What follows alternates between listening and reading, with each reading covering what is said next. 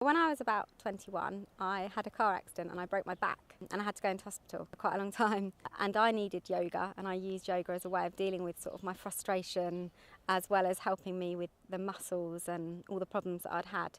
If you fast forward a few years, I got Archie. He came from a rescue centre in a horrible, horrible state. I mean, we didn't know what kind of dog he was so skinny. And he was kind of in the same state as I was when I broke my back. And so I was thinking about what I could do to help him with his frustration, and also to help him keep his muscles and keep him physically fit whilst he couldn't go for walks and that kind of thing.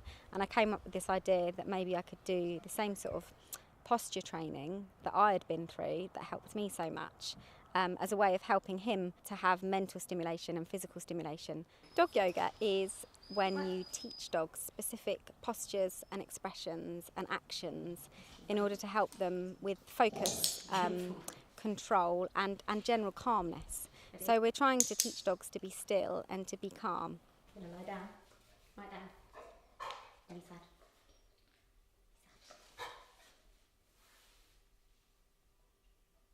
It's very disciplined and very structured. In the book itself, you've got real step-by-step guides to each of the postures and each of the expressions and each of the actions.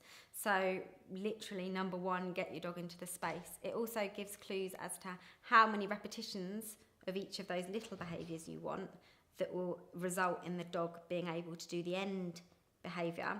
And also it gives clues as to when you should take breaks if the dog isn't taking breaks themselves.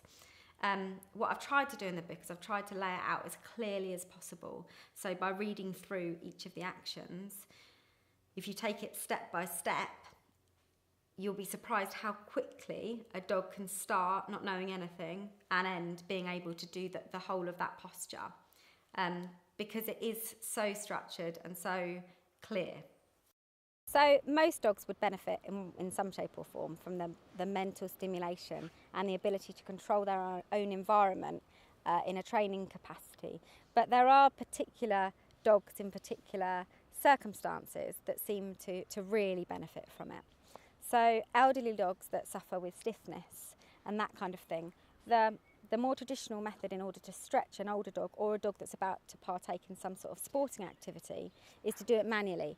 So you lift the dog's paws and you move them with your hands.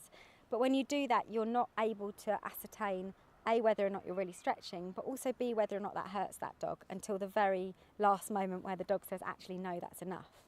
So dog yoga is a brilliant way to stretch out dogs that are perhaps likely to take part in agility or flyball, as well as older dogs that have stiffness. It's also really, really good for dogs that are, for whatever reason, they have to stay inside the house. So a dog that's just been castrated, or a dog that's had an operation, or a dog that really struggles with outside because outside is frightening for that dog for whatever reason. These dogs can get lots of mental and physical stimulation without getting overexcited, chasing a ball back and forth and so on, in an environment whereby they're choosing their own learning environment, and they're choosing how long they're learning for and how long they're not.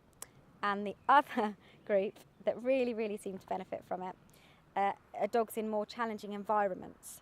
So dogs that are in kennels, police kennels, quarantine kennels, particularly. So dogs that aren't able to have very much access to direct human interaction and touching. It is training whereby you don't have to touch the dog. You can do it between the bars. You can do it in a kennel environment. And when you're doing that, we're training all the right things. We're not training the dog to spin and leap and jump and do things that actually in a kennel environment is going to bring his energy up. Instead, we're training him to do things that are calming and that are going to help him when it comes to human interactions later on.